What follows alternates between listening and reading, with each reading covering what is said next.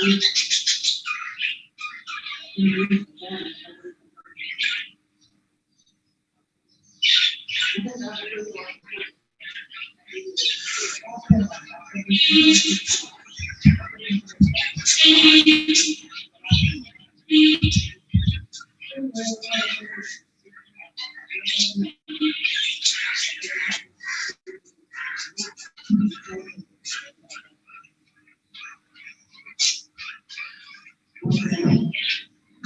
বিসমিল্লাহির রহমানির রহিম, আমরা স্টার্ট করতে পারি আমাদের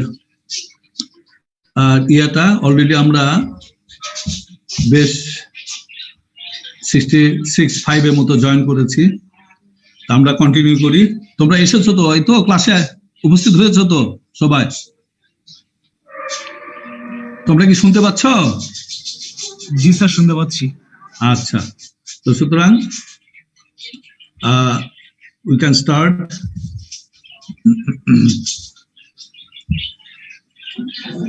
এটা problem.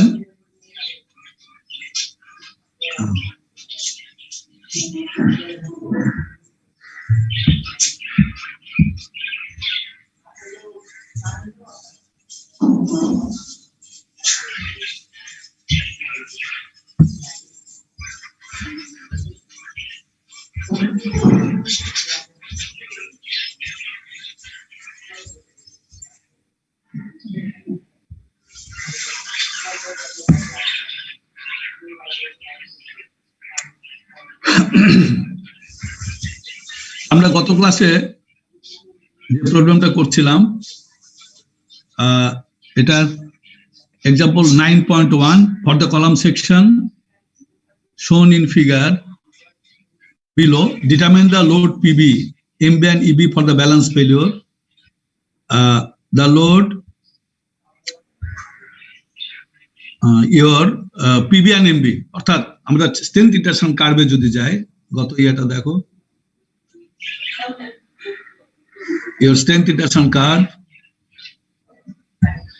Actually we want to draw that type of strength iteration curve, যে 5টা-6টা ইয়া আছে, 5টা-6টা যে পয়েন্ট গুলা বের করতে বলা হয়েছে। আসলে বের করতে বলা হয়েছে এটা, এই ধরনের একটা কলাম সেকশন আমরা দেখলাম, ওটা দেওয়া আছে।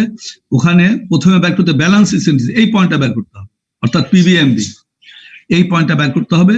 তারপর কম্প্রেশন রেঞ্জের, এই যে this is the compression range, P0 থেকে PB পর্যন্ত, এই রেঞ্জের মধ্যে একটা রিপ্রেজেন্টেটিভ পয়েন্ট বের করতে হবে। এবং tension failure range, that point to that point, এখানে একটা রিপ্রেজেন্টেটিভ পয়েন্ট বের করতে হবে। দেন জিরো ইসেন্ট্রিসিটি অর্থাৎ P0, অর্থাৎ অ্যাকচুয়াল লোডেড কন্ডিশনে what is the load carrying capacity of that given column, এটা বের করতে হবে। আরেকটা পয়েন্ট বের করতে বলেছে, এই পয়েন্টটা যদি ইসেন্ট্রিসিটি ইনফিনিটি হয়, অর্থাৎ যেখানে কোনো অ্যাকশন লোড থাকবে না, শুধু মোমেন্ট থাকবে, আন্ডার দ্যাট কন্ডিশন, অর্থাৎ তোমার স্ট্রেংথ ইটারেশন কার্ভের M0 পয়েন্টটা বের করার পর, আমরা আগে বলেছিলাম if you want to draw the strength interaction curve manually, then you have to get at least 5 points. একটা ব্যালেন্স ইসেন্ট্রিসিটি সাপেক্ষে যে পয়েন্ট PBMB, কম্প্রেশন রেঞ্জের এই রেঞ্জের মধ্যে যে কোনো একটা পয়েন্ট, টেনশন রেঞ্জের মধ্যে একটা পয়েন্ট, জিরো ইসেন্ট্রিসিটিতে একটা পয়েন্ট। নাও ইসেন্ট্রিসিটি ইনফিনিটি অর্থাৎ লোড নেই, শুধু মোমেন্ট আছে, এই পয়েন্ট পাওয়ার পর if you can join draw the put the all the load and moment in a suitable scale and connect the points, then you will get the strength iteration curve. এই গ্রাফটা আমরা আঁকতে চাচ্ছি। আমরা তাহলে প্রবলেমে ফিরে যাই।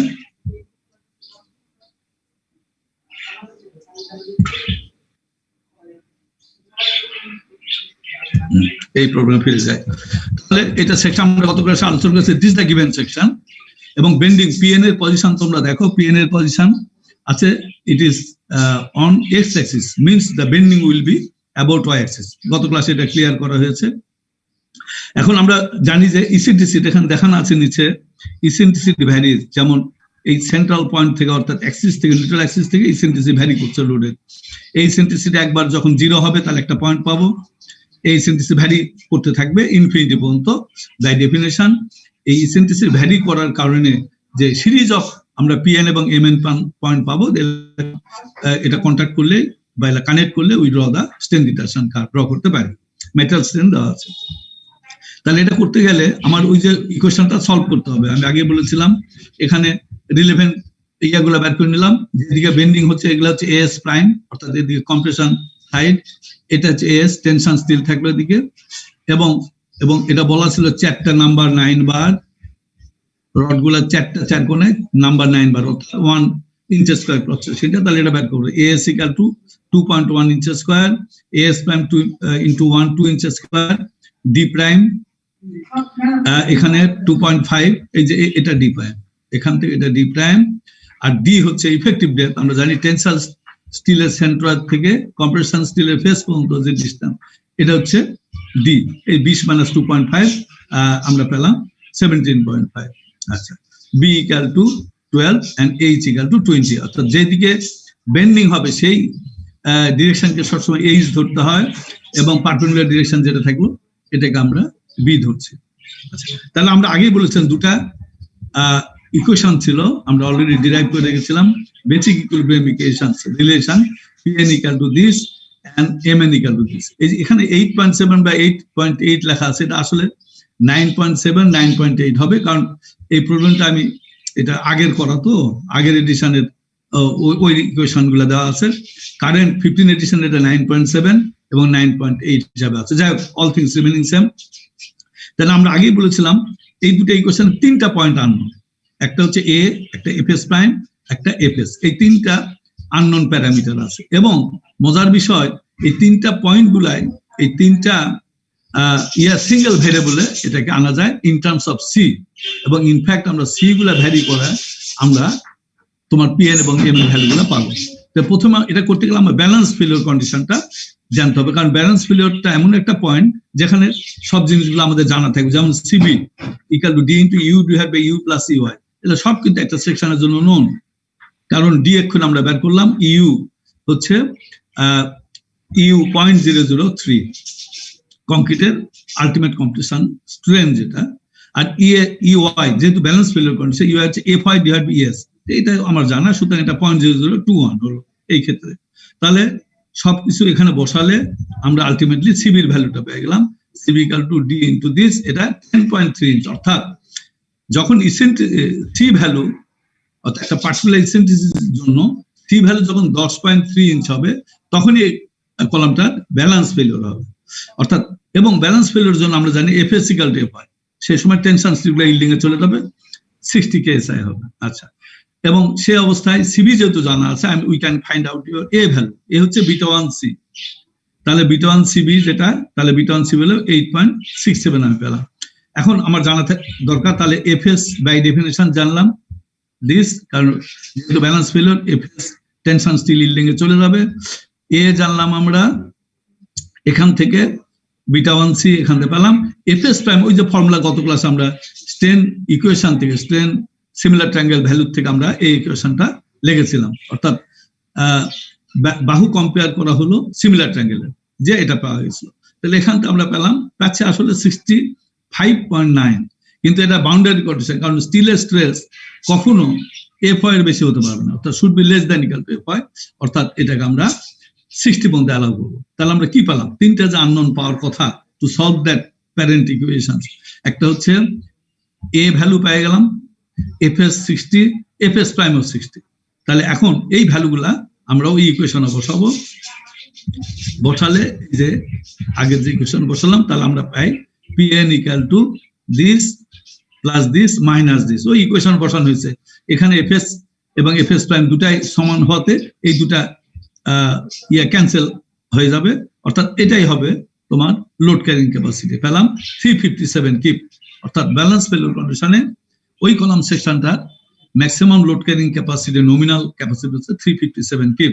সিমিলারলি নমিনাল মোমেন্ট ক্যাপাসিটি বের করো, নমিনাল মোমেন্ট ক্যাপাসিটি ওই যে ফর্মুলা আমরা যেটা দেখলাম, আমরা দেখি ফর্মুলাটা এখানে লেখা আছে, এই যে just you put all the information here, সব জানা আছে। এখন ওখানে বসাই দিলে আমরা পাচ্ছি, এই ইকুয়েশনটা বসাই দিলে আমরা পাচ্ছি 3806 কিপ ইঞ্চ। তাহলে মোমেন্ট পেলাম 375 কিপ, এবং নমিনাল লোড পেলাম পিএন 357 কিপ, এবং নমিনাল মোমেন্ট অর্থাৎ আলটিমেট মোমেন্ট পেলাম 3806 কিপ ইঞ্চ। এখানে কিপ ফিট করলে 317 কিপ ফিট। তো হোয়াট ইজ দ্য ইসেন্ট্রিসিটি?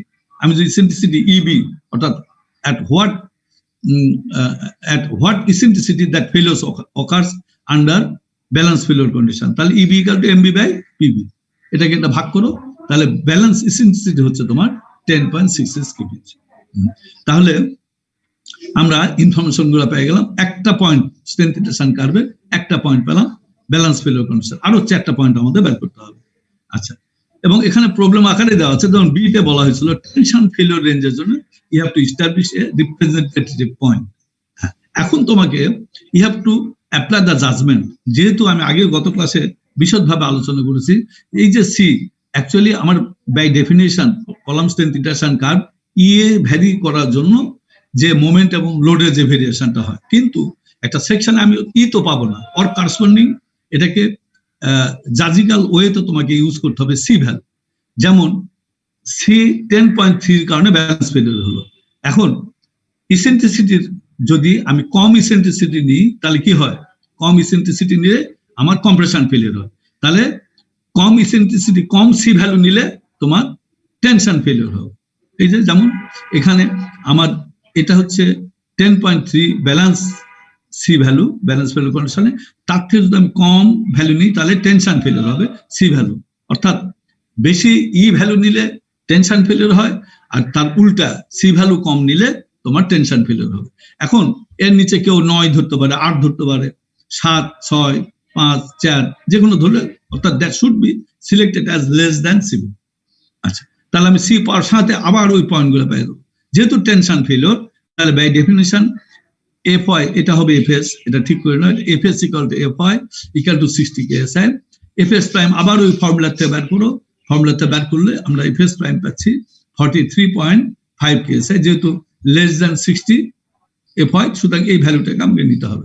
তাহলে FI পেলাম 60, FS প্রাইম পেলাম 43.5, এ পাবো বিটা 1C, এটা বের করলে 4.35। এগেন ইউজ দ্যাট রিলেশনস, আগের যে ইকুয়েশন ওখানে তুমি এগুলো বসাও। তাহলে এইবার তুমি যদি পিএন করো, পিএন ক্যালকুলেট করলে you will get the value 140 keep.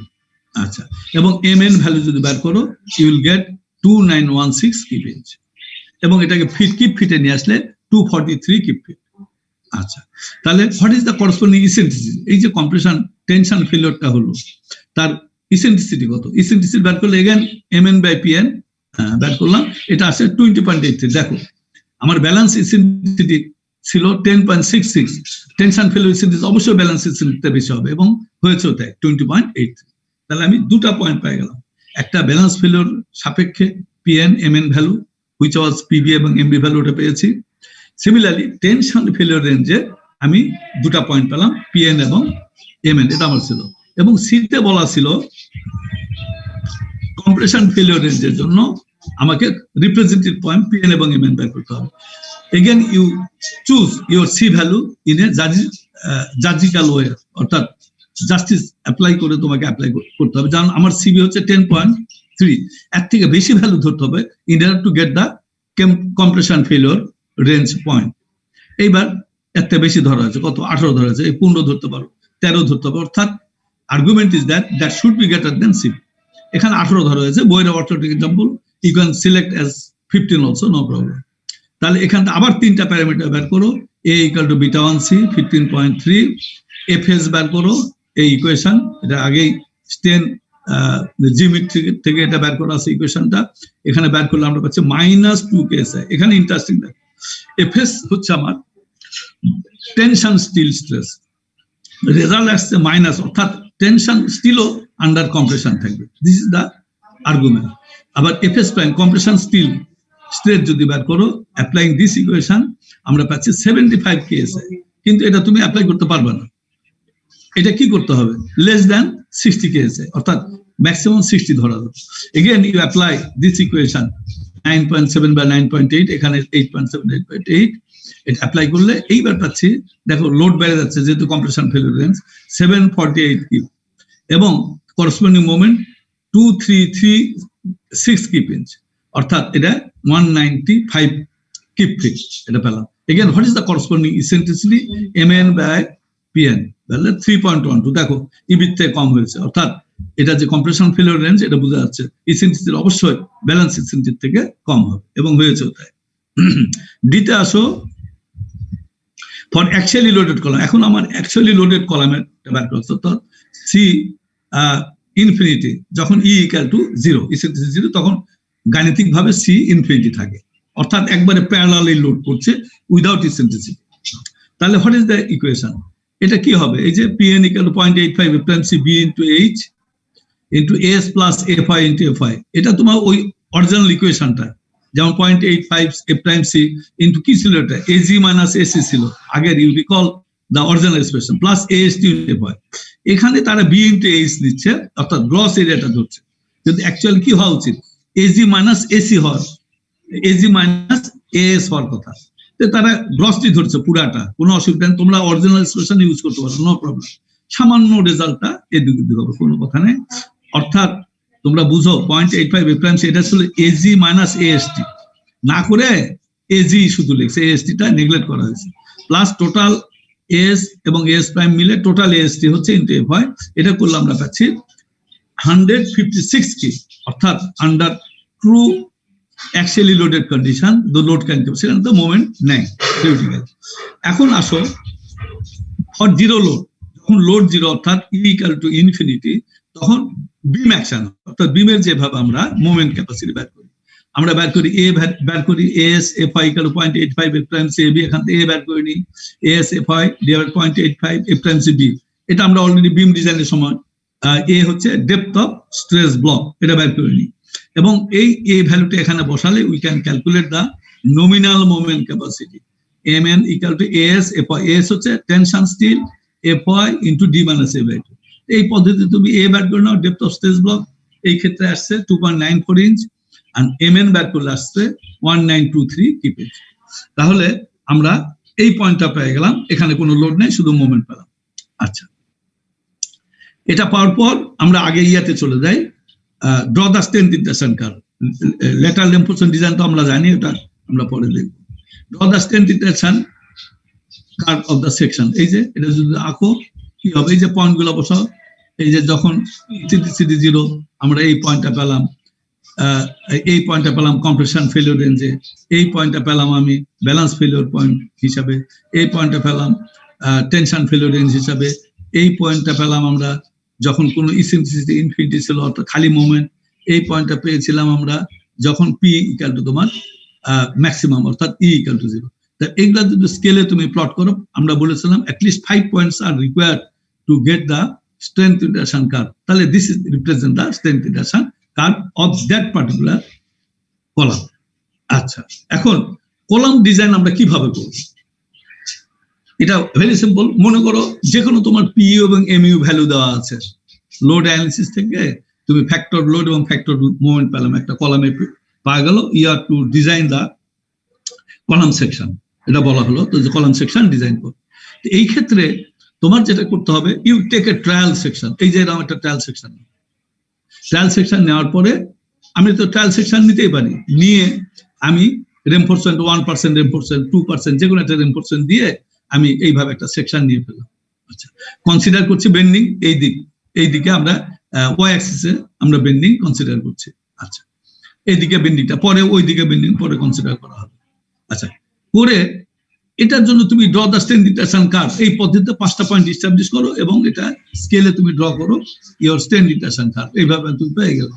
এখন যে পিইউ এবং এমইউ ভ্যালু ছিল for which you have taken the trial section, এবং যার জন্য তুমি এই গ্রাফটা পেলে, you put on the same scale that P U এবং এমইউ ভ্যালু, এই যে এখানে বসাও।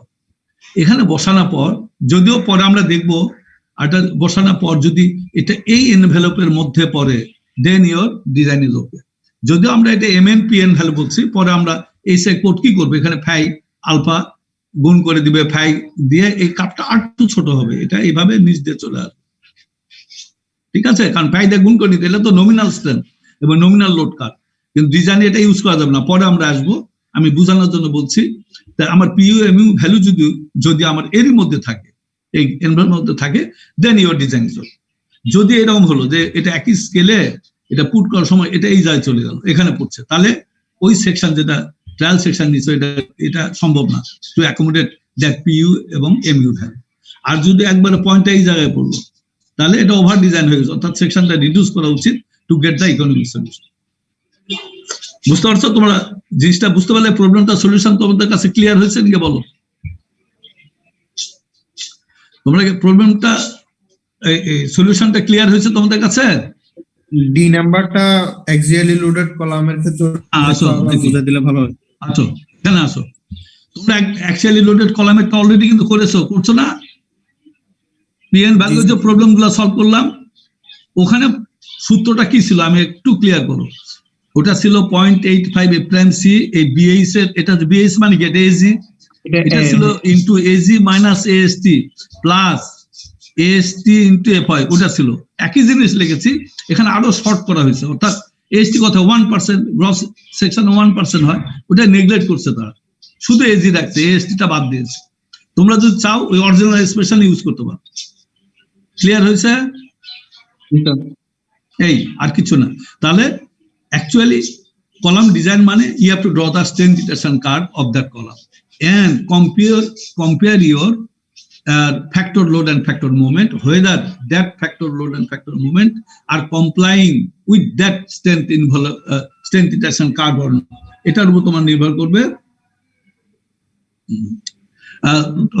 করবে যে কলামের ট্রায়াল সেকশনটা whether it is okay, economical, uneconomical, it is not capable, এটা তুমি বের করতে। তাহলে আমরা মনে হয় আমরা এটা পেয়েছি। এবং স্ট্রেন্থ লোডের সাথে যদি বেন্ডিং আসে কলামের, তাহলে you have to solve the column problem in this manner. আর এটা যেটা ছিল ডিজাইনটা, এই যে এফ আইটেমটা, এটা তো তোমার অলরেডি অ্যাকাউন্টেড। এই যে ডিজাইন দ্য ল্যাটারাল এনফোর্সমেন্ট, আমার লংজিটিউডাল বার দেওয়া আছে নাম্বার 9 লংজিটিউডাল বার, তাহলে সাইজ আমার বলা আছে 10 নাম্বার পর্যন্ত কমপক্ষে 3 নম্বর বার ইউজ করতে হবে অ্যাজ এ ট্যাগ। তো এখানে যেহেতু 9 নম্বর বার আছে, তো আমরা মিনিমাম যেটা লিমিটিং কন্ডিশন 3 নম্বর বার ইউজ করলাম। তাহলে আমার 3টা কন্ডিশন আছে, A should be less than equal to 16 into main bar dia, এখানে একটা ইঞ্চের চিহ্ন হবে, আমার লিখতে ভুল আছে, 16 ইনটু 9/8 ইঞ্চ অর্থাৎ 18 ইঞ্চি।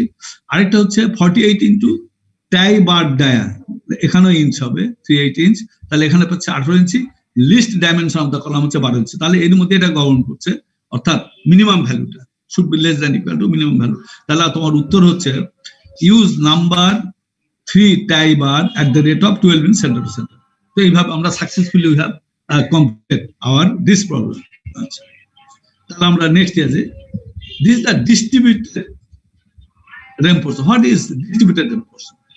আমরা যে কলামটা একটু ডিসকাস করলাম, যে 4 কোণায় 4টা বার আছে, কিন্তু practically into it you will see so many columns are being constructed in your through the development project. তোমরা দেখবে কলামে শুধু 4 কোণায় 4টা রড থাকবে। Series of reinforcement will be distributed and generally placed symmetrically around the periphery of the column section. এটা দেওয়া থাকে, দেখো চারদিকে সমান দূরত্বে পেরিফেরিতে কলামগুলো বসান থেকে, and it is tied with tie bar দ্বারা এটা টাই করা থাকে। আর যদি এটা স্পাইরাল কলাম হয় তাহলে স্পাইরাল গুলো বসান থাকবে। এখন ডিস্ট্রিবিউটর এখানে কিছু তোমাদের বইয়ে আর্টিকেলটা আছে, দেখো, when large bending moment is present, it is most economical to concentrate all or most of the steel along the outer faces parallel to the axis of bending. কারণ শুধু যদি লোড অ্যাক্সিয়াল লোড থাকে, তাহলে load তুমি বারগুলা কোথায় place করছে এটা important না, কারণ ওখানে বেন্ডিং মোমেন্ট নেই, শুধু সিমেট্রিক্যালি বারগুলা প্লেস করলে এটা থ্রো আরসিসি অ্যাকশন এটা লোডগুলা নেবে। কিন্তু যেহেতু বেন্ডিং মোমেন্ট থাকবে এবং bending moment is unavoidable for a column, সুতরাং কি করা হয় এটা, এবং বেন্ডিংটা দুই দিকে হতে পারে, প্যারালাল টু এক্স অ্যাক্সিস হতে পারে, প্যারালাল টু ওয়াই অ্যাক্সিস হতে পারে বেন্ডিং। তো সুতরাং এটা সাধারণত করা হয় just to counteract the bending moment. It is most economical, এবং এটা করা হয় যাতে করে যত রেনফোর্সমেন্ট গুলো আমরা অ্যালং দ্য আউটার ফেস দিতে পারবো, তাহলে কি হবে, সেন্টার থেকে তার লিভার আর্মটা বেশি পাবে, অর্থাৎ মোমেন্ট ক্যারিং ক্যাপাসিটিটা তত বাড়বে ওই কলামের সেকশন। এই জন্য it is general practice to provide concentrate all the bars near the outer faces parallel to the axis of bending, এই বারগুলা প্লেস করা হয়। তাছাড়া অত কাছে কাছে নাই, মাঝখানে তো আমরা রড দিতে পারি সিমেট্রিক্যালি, কিন্তু দিয়ে ওটা শুধু কনসেন্ট্রেট লোডের ক্ষেত্রে ওটা সুবিধা হবে, কিন্তু যতই পেরিফেরিতে বার প্লেস করা যাবে তত তার মোমেন্ট রেজিস্টিং ক্যাপাসিটি কলামে বাড়বে। এই জন্য সাধারণত বারগুলা একবারে around the periphery of the column দেওয়া হয়। On the other hand, with small eccentricity so that axial compression is predominant, it is often advantageous to place the steel more uniformly around the perimeter. আচ্ছা, এটা more uniformly around the perimeter দেয়। আর যদি কোনো সেকশনে দেখো এবং structural configuration এমন যে একই অ্যাক্সিসে বেন্ডিং হচ্ছে, একই অ্যাক্সিসে তোমার বেন্ডিং গুলা হচ্ছে, তখন স্টিল গুলা ওই অ্যাক্সিস যেদিকে বেন্ডিং হচ্ছে ওই দিকের আউটার পেরিফেরিতে কনসেন্ট্রেট করে দিতে হবে, তাহলে ওই দিকে বেন্ডিং মুভমেন্ট নেওয়াতে সাহায্য করবে। আর যদি ইসেন্ট্রিসিটি কম হয় তাহলে অ্যালাউন্ড দ্য পেরিফেরি চারদিকে তুমি ইউনিফর্মলি বারগুলা প্লেস করে দিলে to design the column section. Refer figure 9.3 দেখলে ওটা পাবা। এখানে ওই ধরনের একটা প্রবলেম আমরা করতে চাচ্ছি যে ওটা তো 4 কোণার 4টা বার ছিল এবং you have drawn the strain interaction curve or capacity curve, তোমরা ওখানে ড্র করলে। এখানে একটা 9.2 তে একটা ওয়াটার এক্সাম্পল আমরা এটা দেখি। Analysis of eccentrically loaded column with distributed reinforcement. চারদিকে যদি ডিস্ট্রিবিউটেড রেনফোর্সমেন্ট থাকে তাহলে একটা আরসি কলাম সেকশনের আমরা কিভাবে স্ট্রেন ডিটেকশন কার্ভ ড্র করতে পারবো, এটাই হচ্ছে মেন। অর্থাৎ আর ক্যাপাসিটি কার্ভটা আমরা কিভাবে এস্টাবলিশ করবো, কারণ এটা তো একটু ক্লামজি হচ্ছে। আগেটা সহজ ছিল, ডাইরেক্ট ফর্মুলা অ্যাপ্লাই করে করতাম, ওই 9.7, 9.8 বা 8.7, 8.8 ফর্মুলাতে আমরা বসালাম, কিন্তু এখানে তো মাঝেও তো রড আছে। তাহলে এই প্রবলেম গুলা হাউ টু সলভ, এটা একটা নমুনা এখানে দেওয়া আছে তোমাদের এক্সাম্পল 2-এ। আমরা এটা দেখি। একটা পয়েন্ট এখানে কিন্তু আমরা ওখানে যেমন 5টা পয়েন্ট এস্টাবলিশ করেছিলাম, এখানে তারা একটা পয়েন্ট এস্টাবলিশ করছে এবং আদার পয়েন্ট গুলো একইভাবে বের করা যায়, এই সম্বন্ধে একটা ইনফরমেশন দেওয়া আছে। এটা আমরা স্টেটমেন্ট যদি পড়ি, analysis of eccentrically loaded column with distributed reinforcement. এটা অ্যানালিসিস করছি যেখানে ডিস্ট্রিবিউটেড রেনফোর্সমেন্ট আছে কলাম। তাহলে for the RC column section shown in figure below, find PN and MN corresponding to a failure point with neutral axis C equal to 18 inch from the right face. অর্থাৎ এই যে PN এর location দেখো, PN এর location আছে x Axis উপর, অর্থাৎ অবশ্যই বেন্ডিংটা হবে এগেইনস্ট ওয়াই অ্যাক্সিস বেন্ডিংটা হবে। আচ্ছা, এখন এইবার বলেই দিচ্ছে যে একটা পার্টিকুলার সি ভ্যালু বলে দেওয়া হলো, ওপেন রাখেনি, যেহেতু একটা পয়েন্ট বের করার জন্য বলছে যে সি ইকুয়াল টু 18 ইঞ্চের সাপেক্ষে আমরা পিএন এবং এমএন ভ্যালু বের করব। যেমন আমরা ওখানে 5টা সি কনসিডার করেছিলাম। একটা সি কনসিডার করলাম ব্যালেন্স সি, একটা হচ্ছে আগের প্রবলেমটা, একটা হচ্ছে কম্প্রেশন ফেলিওর রেঞ্জের সি, আর একটা টেনশন ফেলিওর রেঞ্জের সি, একটা হচ্ছে সি ইনফিনিটি, একটা সি জিরো। থিওরিটিক্যালি 5টা পয়েন্ট আমরা একবারে পুরো ক্যাপাসিটি কার্ভই বের করেছিলাম। এখানে বলছে না, ওরা বলেই দিছে যে একটা পার্টিকুলার সি এগেইনস্টে ফর দ্যাট কলাম সেকশন, ওই সি তে ফেলিওর অবস্থায় what should be the load carrying capacity and movement carrying capacity of the column, এটা বলছে। এবং also design for lateral reinforcement, অর্থাৎ একটা পয়েন্ট বের করার নমুনা তারা এখানে করে দেওয়া আছে, so that you can extend your idea in calculating other points to have the strength interaction curve. তাহলে দেখা যাক এটা কি আছে। এখানে 10টা নাম্বার 11 বার দিয়ে তোমার রেনফোর্স করা আছে, অর্থাৎ একদিকে 26 ইঞ্চি কলাম, আরেকদিকে 12 ইঞ্চি, এবং লঙ্গার ফেসে 4টা করে 4টা 8টা বার দেওয়া আছে, আর শর্টার ফেসে 3টা 6টা বার, অর্থাৎ টোটাল আমার 11টা বার দেওয়া আছে। এবং মেটাল স্ট্রেন্থ তো তোমার দেওয়া আছে 6, এটা হাই স্ট্রেন্থ মেটাল ইউজ করা আছে রিলেটিভলি 6 কেএসআই, এবং এটা 75 কেএসআই স্টিল ইউজ করা আছে। তাহলে আমি এদিকে যেহেতু বেন্ডিং হচ্ছে, তাহলে এই ধরনের একটা আমি পাবো, স্ট্রেন ডায়াগ্রাম পাবো। এটা আসি আমরা, this is the strain diagram. এদিকে যেহেতু লোড আছে, এদিকে হবে বেন্ডিং হবে, তাহলে এদিকে স্টিল গুলো এবং concrete will be under compression and this এদিকে হবে আন্ডার টেনশন। এবং বলে দিছে যে কম্প্রেশন ফেস থেকে সি এর ডিস্টেন্স বলে দেওয়া আছে 18 ইঞ্চি, এর সাপেক্ষে তোমার পিএন এবং এমএন ভ্যালু তোমাকে বের করতে হবে। তাহলে অবশ্যই সি ডিস্টেন্সের এখান থেকে এই পাশে যত স্টিল আছে এগুলো আন্ডার কম্প্রেশন, এবং এই পাশের স্টিল যেটা আছে আন্ডার টেনশন থাকবে বাই লজিক। আচ্ছা, তাহলে এই দিকে আমরা ধরে নিলাম যে এই লেয়ারের যে স্টিল আছে এটা AS1 কম্প্রেশন স্টিল, এটা হচ্ছে AS2, এই লেয়ারে যেটা আছে AS3, এই লেয়ারের স্টিলকে আমরা ধরছি এটা AS4, এটা এবার করে নাও AS1 এ আছে 3টা স্টিল, সবগুলো একই বার, অর্থাৎ 4.68 ইঞ্চি স্কয়ার, কারণ 11 নম্বর বারের ক্রস সেকশন হচ্ছে 1.56। সিমিলারলি AS2 এরিয়া হয় এত, AS3 একই এরিয়া, AS4 আবার AS1 এর সমান এরিয়া, 3টা বার, অর্থাৎ 4.68 ইঞ্চি। তাহলে আমি রডগুলো এরিয়া পেলাম। এখন আবার তোমার একই আর্গুমেন্ট থেকে ওখানে যেমন ডাইরেক্ট ফর্মুলা অ্যাপ্লাই করা ছিল, এস্টাবলিশ করে দুটো ইকুয়েশন বের করছিলাম, কারণ ওখানে সিম্পল কেস ছিল, 4 কোণায় 4টা বার ছিল। এখানে তো আরো মাঝখানে কম্প্রেশন স্টিল আছে বা টেনশন স্টিল আছে, সুতরাং এটাকে আলাদা আলাদা ভাবে তোমাকে স্ট্রেন জিওমেট্রি থেকে তোমার এই ইনফরমেশন গুলো বের করতে হবে। যেমন তুমি এখানে আসো, আমার দরকার কি, আমার এই ফোর্স বের করার সময় এখানে আমরা যদি আগে স্ট্রেন ডায়াগ্রামটা দেখি, আমরা একটু স্ট্রেন ডায়াগ্রাম এভাবে বেন্ডিং হওয়ার সাথে কম্প্রেশন, এটা কংক্রিটের compression, maximum compression strength U value, আর এটা ES1 ভ্যালু, এটা ES2 ভ্যালু, এন্ড এটা ES3 ভ্যালু, এন্ড এটা হচ্ছে ES4 ভ্যালু। অর্থাৎ এই স্টিল লেভেলে what is the strain value, এই স্ট্রেন ভ্যালুগুলো আমরা, এই তোমরা কথা বলো না, তোমাদের মাইক্রোফোন গুলো মিউট করো না, মাইক্রোফোন গুলো মিউট করো, তাহলে ES1, ES2, ES3 and ES4। আচ্ছা, আমরা স্ট্রেন, আমার এই স্ট্রেন ডায়াগ্রাম পাওয়ার সাথে ওখানে আমি স্টিলের, এখানে যদি আমি স্ট্রেন পাই, এই স্ট্রেন ভ্যালুকে ক্যাপিটাল ES দিয়ে গুণ করার সাথে আমি করসপন্ডিং স্ট্রেস ভ্যালুগুলো পেয়ে যাবো। আমার এই স্ট্রেন ভ্যালুগুলো আগে বের করতে হবে, এবং এই জিওমেট্রি অর্থাৎ এই সিমিলার ট্রায়াঙ্গেলটা আমরা এটা বের করতে পারবো। যেমন একটা উদাহরণ দেখো, আমরা যদি ES1 এটা বের করতে চাই, এই অর্ডিনেটটা বের করতে চাই, তাহলে এই ট্রায়াঙ্গেলটা এবং এই ট্রায়াঙ্গেলটা প্রয়োজন হবে, এই ট্রায়াঙ্গেলটা প্রয়োজন হবে। আচ্ছা, এখন তার আগে তুমি ডিসটেন্স গুলা বের করে নাও, যে এইদিকে ইউনিফর্মলি ডিস্ট্রিবিউটেড যেহেতু আছে, তোমার ইয়াটা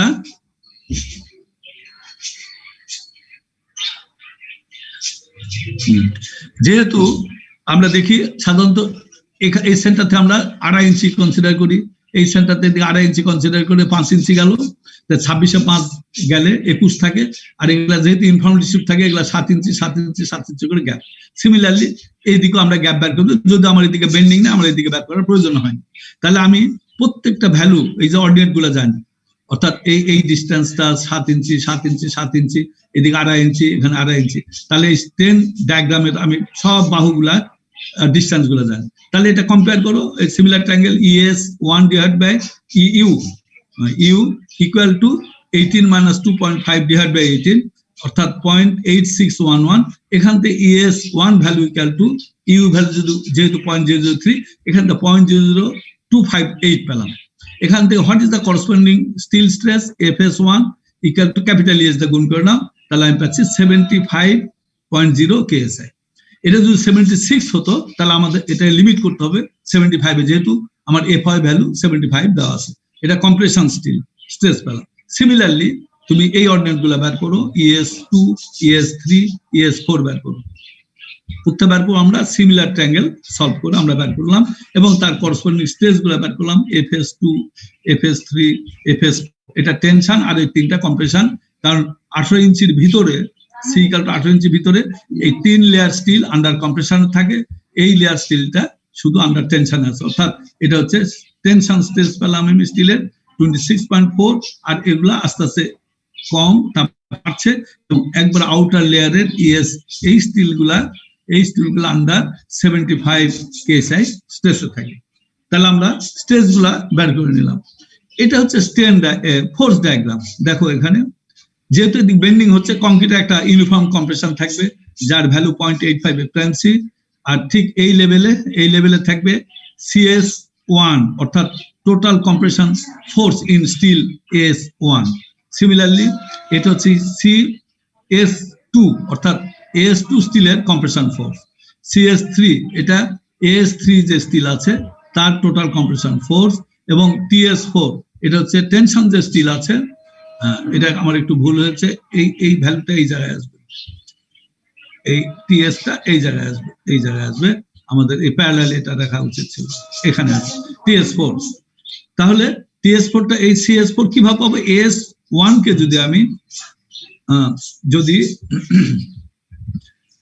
AS1 কে যদি FS2 গুণ করি, then we'll get the your FS1। তাহলে এখানে এইভাবে বের করা হয়েছে। এই জাত এখন আসো, তাহলে A প্রাইম সি তো আমার দেওয়া আছে 0.75 6 KSI। বিটা 1 এটা খেয়াল রাখতে, depending on A prime C beta 1 এর মানটা ভ্যালু করে 4000 মধ্যে থাকে 0.85, প্রতি 1000 এর জন্য 0.05 করে কমতে থাকে। এবং যেহেতু 2000 এই যে 4 এর অধিক 2000 PSI আছে, সুতরাং এটা কমে গেল, 1 কমে গেল, 0.1 কমে গেছে, অর্থাৎ 0.75 হলো। আগে কিন্তু এটা 0.785 থাকতো যদি 4000 বা তার নিচে থাকতো। Beta 1 C. হ্যালো, ওয়ালাইকুম সালাম। প্রদীপ, আমি পরে যাবো, আজকে আমার টিকার দিন আছে, আমি 1টার দিকে যাবো, বুঝতে পারছো? এটা আমি চুয়েটে আসবো 1টার দিকে। হ্যাঁ, কে কে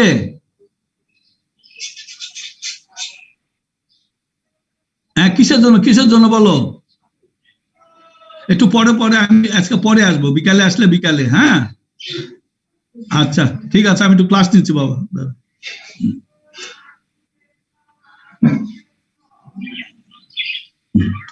তাহলে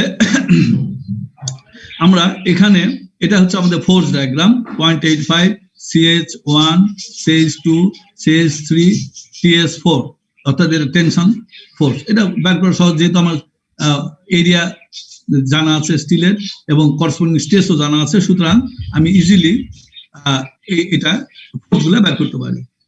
এবং এখানে বের করা আছে, যেমন কম্প্রেশন ফোর্স হচ্ছে 0.85 A প্রাইম সি AB, এ যেহেতু বার আছে বিটা 1 সি, তাহলে সেখান থেকে আমি সি ফোর্স পেলাম 826 kip. CS1 compression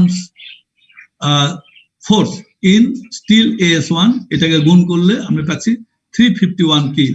similarly CS2 compression force in steel AS2, এটা গুণ করলে আমরা পাচ্ছি 129, এবং CS3 করসপন্ডিং AS3 কে আমি FS3 তে গুণ করলাম, পেলাম 23 কিপ। এবং TS4 AS4 ইন্টু FS4, এটা গুণ করলে পাচ্ছি 124 কিপ। তাহলে এই ফোর্স ডায়াগ্রামকে, এখন এই ডায়াগ্রামকে you take the summation of V equal to 0, এবং ঠিক সেন্টার অফ কলামে summation of M equal to 0 করলে তুমি করসপন্ডিং PN এবং MN এর ভ্যালু পাওয়া যাবে। এই যে যেমন এখানে করা হয়েছে, summation of V equal to the vertical force in the force diagram, তাহলে PN equal to 826 plus 351 129 plus 23 minus 122, এটা টেনশন উল্টা দিকে ফোর্স, equal to 1205 কিপ। এটা হচ্ছে টোটাল লোড ক্যারিং ক্যাপাসিটি পেলাম। আর মোমেন্ট হবে, moment carrying capacity 826 into 18 13 minus 6.25। এটা আসো, এটা প্রথমটা যেটা আমি দেখি, প্রথম তোমার 826, এটা হচ্ছে আমার এই ভ্যালুটা 826, অর্থাৎ টোটাল সি ফোর্স। এখান থেকে সেন্টার অফ কলামের দূরত্ব, এটা যেহেতু আমার এটা এ জানা আছে আমার, আর এই ফোর্সটা কাজ করবে জাস্ট এ বাই এই 13.5/2। এটা যদি আমার ডেপথ অফ স্টেজ ব্লক হয়, দিস দ্য ডেপথ, তাহলে সিটা কাজ করবে total concrete compression force just একটা মিড পয়েন্ট। তাহলে আমি ইজিলি বের করতে পারি এই ডিস্টেন্সটা। তো সেইভাবে বের করা হচ্ছে, যেমন H/2, এটা হচ্ছে তোমার 26 অর্ধেক 13 বিয়োগ 6.75, অর্থাৎ 13.5 ডিভাইড বাই 2, তাহলে আমরা এটা পেলাম। সিমিলারলি ফোর্স ইন্টু ডিস্টেন্স 351, এটা যদি আমরা দেখি 351, অর্থাৎ এই স্টিলের CS1, এটার ইন্টু লিভার আর্ম, লিভার আর্মটা কত হচ্ছে 13 মাইনাস 2.5, অর্থাৎ এই ফোর্সটা এখান থেকে এই এন্ডের দূরত্ব হচ্ছে 2.5, আর টোটাল সেন্টার পয়েন্ট হচ্ছে এখান থেকে 26 অর্ধেক 13। সিমিলারলি আদার ফোর্সেস বেলায় if you take the force, আগের ফোর্স গুলা এবং সাথে তার corresponding lever arm, force into corresponding lever arm, then you will get the total moment capacity, that is 10,520 kip inch. এবং এটা কিপ ফিটে করলে পাওয়া যায় 877 kip feet. Then what is the eccentricity? Corresponding eccentricity জানতে চাও, E equal to mn by pn equal to 8.73 inch. So এটাই তোমাদের বের করতে বলা হয়েছিল এই প্রবলেমের। যেমন আমরা যদি প্রবলেমে ফিরে যাই, for the RC column section shown in figure, find pn and mn corresponding to a failure point with neutral axis C equal to 18 inch from the right face, যেখানে a prime C 6 KSI and FI 70 KSI। আচ্ছা, আবার second পার্টটা ছিল also design for lateral lamp. এটা তো আগের মতো, এটা সহজ, যেহেতু 11 নম্বর বার ইউজ করা আছে, সুতরাং তুমি কিন্তু এইবার 3 নম্বর বার ইউজ করতে পারবে না, অ্যাটলিস্ট নাম্বার 4 বার ইউজ করতে হবে। তাহলে টাই সাইজ তুমি চুজ করলে 4 নাম্বার। আচ্ছা, তাহলে আবার তিনটা conditions, A should be less than equal to 16 into main bar dia, A should be less than equal to 48 tie bar dia, A should be less than equal to least dimension. এখানেও least ডাইমেনশনটাই govern করছে, সুতরাং use tie bar 4 number bar tie at the rate of 12 inch centre to centre. তাহলে আমরা একটা problem solve করলাম এবং it is very, এখন বলা হচ্ছে এটা তো আমরা একটা পয়েন্ট, এখন সিবি বের করো। সিবি বের করলে তুমি বুঝতে পারবে এই যে সি ইকুয়াল টু যে 18 ইঞ্চ ধরেছি, whether that C represents the compression failure point or tension failure point। তো ওটার উপর ভিত্তি করে এটা যদি টেনশন ফেলিওর পয়েন্ট হয়, কম্প্রেশন ফেলিওর পয়েন্ট হয়, তাহলে সি এর থেকে কম নিয়ে তোমার টেনশন ফেলিওর পয়েন্ট পাইতে হবে, অর্থাৎ ব্যালেন্স ফেলিওর পাইতে হবে, এবং তোমাকে জিরো এসিডিসির জন্য P0 পাইতে হবে, মুভমেন্ট ক্যাপাসিটি বের করতে হবে তোমার আর বিম ইকুয়েশন থেকে। Then again you can draw the strength interaction curve for a column section having distributed reinforcement. এখন বলো এই প্রবলেম কোনো সমস্যা আছে কিনা, কারো কোনো সমস্যা আছে কিনা regarding this problem? Sir ES4 sir, এটা টেনশন হচ্ছে, আমি কেমনে বলবো? এই যে সি দেখো, এটা এখান থেকে বোঝা যাবে, এই ডায়াগ্রামে আসো, তোমাকে তো বলেই দিছে সি হচ্ছে C by definition it's depth of neutral axis. এটা মেজার করা হয় কোত্থেকে? কম্প্রেশন ফেজ থেকে নিউট্রাল অ্যাক্সিস পর্যন্ত সি হয়। তাহলে এবং বলা আছে রাইট ফেজ থেকে এই দূরত্ব যদি হয় তাহলে কি হবে?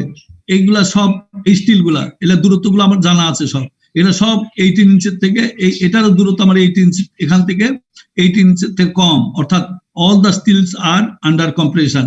এবং এই দূরত্ব হচ্ছে তোমার কত? এটা যদি টোটাল 26 ইঞ্চি হয়, এখান থেকে 2.5 ইঞ্চি বাদ দাও, তাহলে 23.5 ইঞ্চি, তাহলে এটা সি এর থেকে বেশি, তাহলে এটা টেনশন স্টিল। আর কি সমস্যা বলো? স্যার এই যে পিএন এর উপর স্যার বেন্ডিং এর বিষয়টা যে ফার্স্টে যে বলছিলেন স্যার, সেটা একটু আর একবার বলেন স্যার। কোনটা বলো স্যার এই যে লোডের উপর স্যার বেন্ডিং এর মানে কোন অ্যাক্সিসে বেন্ডিংটা হবে বা কিভাবে? অ্যাক্সিস এই যে এখানে দেখো, এই যে পিএন এর পজিশনটা বলা আছে কিন্তু এখানে, এই পিএনটা কার কোন অ্যাক্সিসের উপর আছে বলো? এটা স্যার এটা তো এক্স অ্যাক্সিসের উপর। এক্স অ্যাক্সিস উপর, তাহলে বেন্ডিং কোন অ্যাক্সিসের উপর হবে? স্যার বেন্ডিংটা তাহলে ওয়াই অ্যাক্সিসের উপর। Y axis. এটা খুব সাধারণ, যদি এই লোডটা যদি এই জায়গায় থাকতো, এই অ্যাক্সিস থাকতো, তাহলে এক্স অ্যাক্সিসের সাথে বেন্ডিং হতো, তখন এটাকে এইচ ধরতে হয়, এটাকে বি ধরতে হয়, অর্থাৎ যেদিকে বেন্ডিং হবে এটা সবসময় এইচ হিসাবে কনসিডার করতে হয়। ঠিক আছে? তো ফার্দার এটা what example you see from books and I feel you will get the overall idea about the column section having distributed reinforcement, bending of column section having distributed reinforcement. এইভাবে তোমরা এই প্রবলেমটা করলাম। আমরা নেক্সটে যাই, আনসিমেট্রিক্যাল রেনফোর্সমেন্ট। এতক্ষণ যে দুই কলাম সেকশন আমরা দুটা প্রবলেম করলাম, কলাম সেকশন গুলা ছিল দুটাই সিমেট্রিক্যাল রেনফোর্সমেন্ট ছিল, এবং একটা ছিল শুধু 4 কোণায় 4টা রেনফোর্সমেন্ট ছিল, আরেকটা হচ্ছে ডিস্ট্রিবিউটেড অ্যারাউন্ড দ্য পেরিফেরি ছিল রেনফোর্সমেন্ট। এখন আমরা আরেক ধরনের রেনফোর্সমেন্টের কনসেপ্টে যাচ্ছি, আনসিমেট্রিক্যাল রেনফোর্সমেন্ট। অনেক সময় দেখা গেছে যে আমাদের two get the economic benefit, আমরা সিমেট্রিক্যাল রেনফোর্সমেন্টও কলামে ইউজ করা লাগে, এবং এটা কোন প্রেক্ষাপটে লাগে এবং what is the effect, what is the utility, what is the advantage, সেই সম্বন্ধে আমরা দেখবো in under the heading 9.7 unsymmetrical reinforcement. এটা সম্বন্ধে আমরা দেখছি। এটা যদি আমরা পটভূমিটা পড়ি তাহলে দেখো, সামান্য ল্যাঙ্গুয়েজে all things will be clear. তারপর আমরা ডিসকাশনে যাই। Most of RC columns are symmetrically reinforced about the axis of bending. বেশিরভাগ RC columns are symmetrically reinforced হয় about the axis of bending এ, এটা সিমেট্রিক্যালি রেনফোর্সড করা থাকে। হাউএভার, যেটা আমরা দেখে আসলাম, হাউএভার ফর সাম কেসেস বলা হচ্ছে কতগুলো ক্ষেত্রে, সাচ অ্যাজ উদাহরণ দেওয়া হচ্ছে, যেমন columns of rigid portal frames, columns of rigid portal frames কতগুলো ক্ষেত্রের মধ্যে একটা ক্ষেত্র বলা হলো, ইন হুইচ দ্য মোমেন্টস আর ইউনিঅ্যাক্সিয়াল, যেখানে মোমেন্টটা মোটামুটি আরেকদিকে মোমেন্ট থাকে না, একদিকেই মোমেন্টটা থাকে, and the eccentricity is large, অর্থাৎ লোডের থেকে মোমেন্টের ভ্যালু বেশি, সেই ক্ষেত্রে it is more economical to use an unsymmetrical pattern of bars. সেই ক্ষেত্রে বেশি ইকোনমিক্যাল হবে যদি তুমি unsymmetrical pattern of bar use করো। কিভাবে? With most of the bars on the tension side as shown in figure 93। আমরা ফিগারে যাচ্ছি, তাহলে আমি কি পেলাম, যে আমরা বেশিরভাগ ক্ষেত্রে most of the reinforced concrete sections are reinforced symmetrically about the axis of bending, এটা জেনারেল। কিন্তু কতগুলো ক্ষেত্রে, যেমন columns of rigid portal frames, যেখানে মোমেন্ট সাধারণত ইউনিঅ্যাক্সিয়াল হয়, অর্থাৎ একদিকে মোমেন্ট থাকে, আদার অ্যাক্সিসের মোমেন্ট নেগলিজিবল থাকে, এন্ড দ্য ইসেন্ট্রিসিটি অনেক বেশি হয়, সেই ক্ষেত্রে এটা ইকোনমিক দেখা গেছে, এটা ইকোনমিক হয় to use an unsymmetrical pattern of bar, অর্থাৎ সব দিকে সমান রেনফোর্সমেন্ট থাকবে না, এবং এই unsymmetrical pattern of bars use করলে, এবং কি করা হয়, with most of the bars, এই যে আনসিমেট্রিক্যাল করা হলো, অর্থাৎ দুই দিকে সমান বার দেওয়া হচ্ছে না, মোস্ট অফ দ্য বেশিরভাগ বার দেওয়া হচ্ছে অন দ্য টেনশন সাইড, যেদিকে টেনশন হচ্ছে ওইদিকে একটু বেশি বার দিলে কি হবে, ইকোনমিক সলিউশন পাবে, অ্যাজ শোন ইন ফিগার 9.3। আচ্ছা, ফিগারে চলে যায় একটু দেখি। এই যে এখানে একটা কলাম সেকশন দেখো, ইট ইজ নট সিমেট্রিক্যালি রেনফোর্সড, এদিকে 3টা বার দেওয়া আছে, এই জায়গা দেওয়া আছে 3টা বার, আর দিয়ে আছে 2টা বার। অবশ্যই এই দিকটা যদি চিন্তা করো, এক্স অ্যাক্সিসের সাপেক্ষে এটা সিমেট্রিক্যাল, এক্স এর সাপেক্ষে, কিন্তু ওয়াই অ্যাক্সিসের সাপেক্ষে, ওয়াই অ্যাক্সিসের সাপেক্ষে কিন্তু ইট ইজ নট সিমেট্রিক্যাল, এটা ইন্টেনশনালি করা হয়েছে। তাহলে এটা আমরা একটা চিত্র পেলাম যে কতগুলো ক্ষেত্রে ইকোনমিক পাওয়া যায়, এবং টেনশন সাইড আমি বেশি স্টিল যদি দিই তাহলে আমি বেশি ইয়া পাবো, ইকোনমি পাবো। এখন আবার ওখানে লজিকে ফিরে যায়। However, for an unsymmetrically RC column to be loaded concentrically, the load must pass through a point known as plastic center. তাহলে আরেকটা নতুন টার্ম আসলো কলামের, প্লাস্টিক সেন্টার। যাক, আমি আনসিমেট্রিক্যাল প্যাটার্ন অফ বার দিলাম, দেওয়ার জন্য দিচ্ছি to get the economic advantage with most of the tension, most of the bars placed in the tension side, আমরা দিলাম। এখন এইরকম কলাম যদি আমি কনসেন্ট্রিক্যালি লোডেড করতে চাই, তাহলে তো জিওমেট্রিক্যাল সেন্টার তো লোড দিলে কনসেন্ট্রিক্যালি লোডেড হবে না, কারণ তোমার রেনফোর্সমেন্ট তো সিমেট্রিক্যালি প্লেস করা নাই। এই জন্য বলা হচ্ছে for an unsymmetrically RC column to be loaded concentrically, যদি আমি কনসেন্ট্রিক্যালি লোড করতে চাই, অর্থাৎ তাহলে load must pass through a point known as plastic centre, অর্থাৎ জিওমেট্রিক যে সেন্টার ওখানে লোড দিলে কিন্তু এই ধরনের কলাম কনসেন্ট্রিক্যালি লোডেড হবে না, অর্থাৎ ইউনিফর্মলি কম্প্রেসড হবে না। তার জন্য আদার একটা পয়েন্টে লোড দিতে হবে, অর্থাৎ যেদিকে রড বেশি আছে ওই দিকে সরে লোডটা দিতে হবে, ওই পয়েন্টটাকে বলা হয় প্লাস্টিক সেন্টার। এবং আমরা ডিফাইন যদি করি, ডেফিনেশন অফ প্লাস্টিক সেন্টার এভাবে, নিচের লাইনে ডেফিনেশন দেওয়া আছে, the plastic centre is defined as the point of application of the resultant force, ওই পয়েন্টটা কলাবে for the column section including concrete and steel, অর্থাৎ কলামের সেকশন ওই পয়েন্টটা যেখানে রেজাল্টেন্ট ফোর্স পাস হবে, হওয়ার কারণে if the column is compressed uniformly to the failure strain of 0.03 over its entire cross section. Eccentricity of the applied load must be measured with respect to the plastic center, because only then E equal to 0 corresponding to the action load with no moment. The location of the plastic center for column is the resultant of the 3 internal forces to be accounted for. যাই হোক, আমরা যেটা পেলাম plastic centre ওই point of application যে পয়েন্টে load দিলে কলামটা uniformly compressed হয়ে ফেল করবে, যেমন এই চিত্রতে আমাদের দেখানো আছে। এখানে দেখো, অ্যাকচুয়ালি সেন্টার পয়েন্ট এখানে হওয়া উচিত ছিল জিওমেট্রিক্যালি, অর্থাৎ h/2 ডিস্টেন্স দূরে, কিন্তু এটা একটু সরাই দেওয়া আছে এবং এটাকে বলা হচ্ছে প্লাস্টিক সেন্টার, এবং বলা হচ্ছে যে এমন একটা পয়েন্ট আনসিমেট্রিক্যালি রেনফোর্স যদি কলাম থাকে সেটা এমন একটা পয়েন্ট যেখানে তোমার লোডটা প্লেস করলে এই যে ইউনিফর্মলি কম্প্রেস হবে কলাম। হ্যাঁ, যদি কলামটা সিমেট্রিক্যালি রেনফোর্স থাকতো তাহলে কিন্তু ঠিক জিওমেট্রিক সেন্টারে যদি তুমি লোড দিতে তাহলে এরকম একটা স্টেন ডায়াগ্রাম পাবে। কিন্তু এই ক্ষেত্রে যেহেতু জিওমেট্রিক্যাল সেন্টারে লোড দিলে কিন্তু এই ধরনের সেকশন স্টেজ ডায়াগ্রাম পাওয়া যাবে না। তো সুতরাং ওই পয়েন্টটাকে বলা হচ্ছে প্লাস্টিক সেন্টার, যেখানে লোড প্লেস করলে রেজাল্টান্ট লোড প্লেসড হলে এই ধরনের একটা ইনফর্মলি স্ট্রেস ডিস্ট্রিবিউশন পাওয়া যাবে। অর্থাৎ এই অর্ডিনেটটা হবে 0.85 এফএমসি। যদি আমার এখানে লিখতে এটা বাদ পড়ে গেছে, এটা হবে অর্ডিনেট 0.85 এফএমসি। আচ্ছা, আমরা পেলাম how to establish plastic centre. আমরা পেলাম plastic centre symmetrically reinforced RC section, the plastic center and the geometric center coincide. অবশ্যই সিমেট্রিক্যালি লোডেড যদি হয় কলাম রেনফোর্সড হয় তাহলে সেই ক্ষেত্রে প্লাস্টিক সেন্টার এবং জিওমেট্রিক সেন্টার একই হয়ে যায়। আচ্ছা, এখন how to calculate the plastic centre. আমরা ডেফিনেশন জানলাম যে প্লাস্টিক সেন্টার এমন একটা পয়েন্ট যেখানে রেজাল্টেন্ট ফোর্স দিলে তোমার এই ধরনের একটা স্ট্রেস ডিস্ট্রিবিউশন হবে। তো সুতরাং এবং এটা স্ট্রেনটা হবে 0.003, অর্থাৎ ফেলিওর স্ট্রেনে কংক্রিটটা চলে যাবে, স্টিল গুলা সব ইল্ডিং এ চলে যাবে। তাহলে এমতো অবস্থায় আমরা easily we can calculate the locate from the free body diagram, we can locate the plastic centre. সে এক্স ডিস্টেন্স দূরে প্লাস্টিক সেন্টার, তাহলে এই স্ট্রেস ডায়াগ্রাম থেকে আমি ইজিলি বের করতে পারি।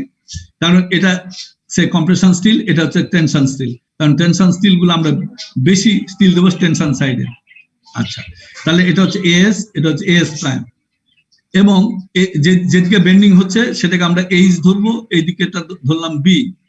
বাই ডেফিনিশন ডি হচ্ছে ডেপথ অফ ইফেক্টিভ ডেপথ, এটা টেনশন স্টিলের সেন্টার থেকে এখানে তোমার কম্প্রেশন ফেজ পর্যন্ত, আর কম্প্রেশন স্টিলের থেকে এই কম্প্রেশন ফেজের দূরত্ব আমরা ডি প্রাইম বলি। এখন এখানে মোমেন্ট নাও, সে এই ফেজে আমি মোমেন্ট নিলাম অফ দিস ফোর্স, তাহলে এক্স ইকুয়াল টু, অর্থাৎ total force will be equal to the component গুলার ফোর্সের সমান হবে।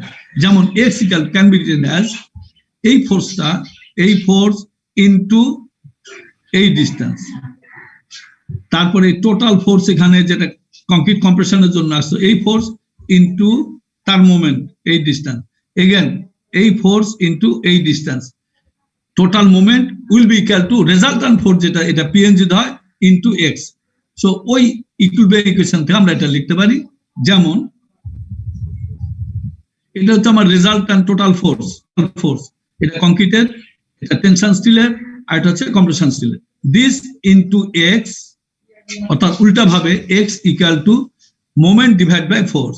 মোমেন্টটা হচ্ছে 0.85 এফএমসি বি ইনটু এইচ, এটা টোটাল কম্প্রেশন ফোর্স, এটা compression force into H by 2, এই যে এইচ বাই 2 অর্থাৎ এইচ স্কয়ার বাই 2 আসছে, প্লাস এস এফ আই, এই যে তোমার এস এফ আই, এই যে ফোর্সটা ইনটু এই ডিস্টেন্স অর্থাৎ ডি দিয়ে গুণ করো, এটা হচ্ছে ডি, প্লাস এই ফোর্স এটা হচ্ছে S prime F I into এই ডিস্টেন্স হচ্ছে D prime, divide by total force. এবং এইভাবে আমরা we can calculate the plastic centre. এখন যদি বলা হয় এখানে একটা আনসিমেট্রিক্যাল রেনফোর্সড কলাম দেওয়া আছে, সেকশন দেওয়া আছে, এটা 3টা 7 নম্বর বার, এটা হচ্ছে 2টা 7 নম্বর বার, এটা বি দেওয়া আছে 10 ইঞ্চি, এদিকে দেওয়া আছে সে 12 ইঞ্চি বা 20 ইঞ্চি, যাই থাকে, calculate the plastic centre, F prime C দেওয়া আছে, এফ আই দেওয়া আছে, তাহলে জাস্ট এখানে ফর্মুলা বসাই দিলে you will get the X value.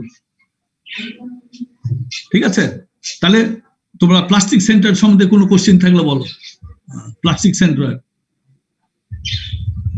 বলো, কারো কোনো সমস্যা থাকলে we are talking about plastic center, বলো।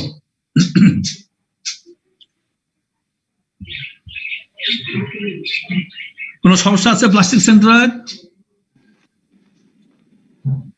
আনসিমেট্রিক্যাল রেইনফোর্স কলাম কখন হয় স্যার? ওই যে আমরা বললাম, ওই যে একটা উদাহরণ দেওয়া হলো, এখানে আসো, এখানে বলা হয়েছে তো, এই যে এখানে বলা হলো কখন আমরা আনসিমেট্রিক্যাল রেইনফোর্সমেন্ট ইউজ করতে যাব, এটা একটা কোশ্চেন অবশ্যই। এই যেখানে প্রথমটি আমরা শুরু করেছি, এই যে most RC columns are symmetrically reinforced about the axis of bending, এটা সাধারণত হওয়ার কথা। এখন তোমার কোশ্চেন আসলো আমি কেন ইউজ করবো, এখানে উত্তরটা আছে। হাউএভার ফর সাম কেসেস, কতগুলা ক্ষেত্রে, কোথায়, একটা উদাহরণ দেওয়া হলো, such as the columns of rigid portal frames, এটা একটা উদাহরণ। সেখানে কি হয়, এবার তোমার উত্তর আসছে, ইন হুইচ, অর্থাৎ যে সেকশন গুলোতে দ্য মোমেন্টস আর ইনএক্সিয়াল, মোমেন্ট গুলো, কারণ আমরা জানি দুই দিকে মোমেন্ট হতে পারে, দুই অ্যাক্সিসে বাইঅ্যাক্সিয়াল মোমেন্ট, অর্থাৎ এক্স অ্যাক্সিস এবং ওয়াই অ্যাক্সিস, দুই অ্যাক্সিসে আমাদের মোমেন্ট হতে পারে। কিন্তু যখন মোমেন্ট গুলো ইনএক্সিয়াল হয়, অর্থাৎ মোমেন্ট মূলত একদিকে আছে, and the eccentricity is large, এবং লোডের তুলনায় মোমেন্ট অনেক বেশি, তখন to get the economy it is more economical to use an unsymmetrical pattern of bars. এই যে আনসিমেট্রিক্যাল রেনফোর্স তখন ইউজ করা হয়, এবং কি করা হবে, এবং বেশিরভাগ রেনফোর্সমেন্ট আমরা কোথায় দেবো, tension face, as shown in figure, যেটা ফিগার দেওয়া। আর বলো, একজনই কোশ্চেন করছে, আর কারো কোনো কোশ্চেন নাই? ওই যে স্যার এক্স এর ওটাতে আছে স্যার, মানে যে ইকুয়েশনটা যে স্যার ওখানে স্যার, এই যে স্যার মানে উপরে স্যার মোমেন্ট আর্মটা একটার জন্য h/2 আর একটার জন্য d, একটার জন্য d বার, কিন্তু স্যার প্রত্যেকটার জন্য এক্স কিভাবে হইলো sir?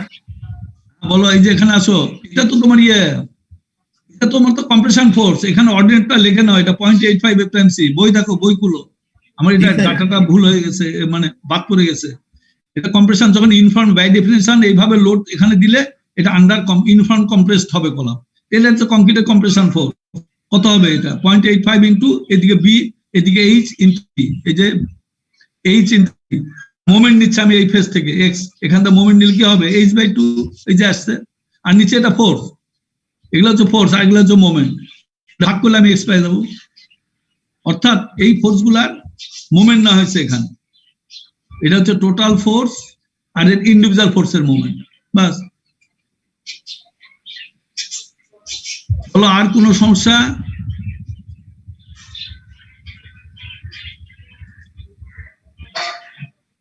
These lines are copied from books.